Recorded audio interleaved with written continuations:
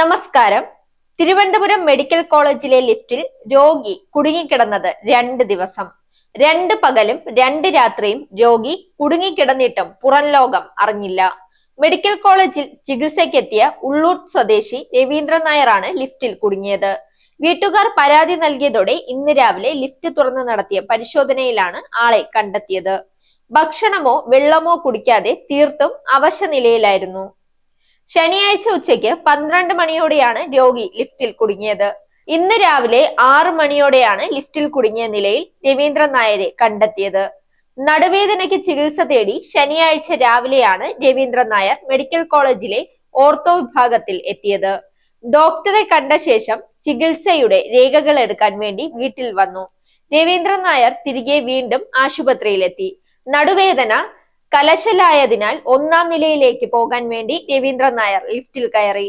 Lift മുകളിലേക്ക് ഉയർന്നെങ്കിലും പൊടുന്നേനെ പ്രവർത്തനം നിലയ്ക്കുകയായിരുന്നു. ലിഫ്റ്റിലുണ്ടായിരുന്ന alarm switch നിരവധി തവണ അമർത്തിയെങ്കിലും ആരും വന്നില്ല. ലിഫ്റ്റിലുണ്ടായിരുന്ന ഫോണിൽ ബന്ധപ്പെട്ടെങ്കിലും ആരും ഫോൺ എടുക്കുകയും ചെയ്തില്ല. കയ്യിലുണ്ടായിരുന്ന മൊബൈൽ ഫോൺ നിലത്ത് വീണ് പൊട്ടിയതിനാൽ ആരെയും വിളിക്കാനും രവീന്ദ്രന് സാധിച്ചില്ല.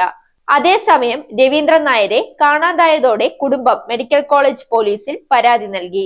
തുടർന്ന് ഇന്ന് രാവിലെ ഓപ്പറേറ്റർ എത്തി ലിഫ്റ്റ് തുറന്നപ്പോഴാണ് അവശനിലയിൽ കിടക്കുന്ന രവീന്ദ്രൻ നായരെ കണ്ടെത്തിയത്.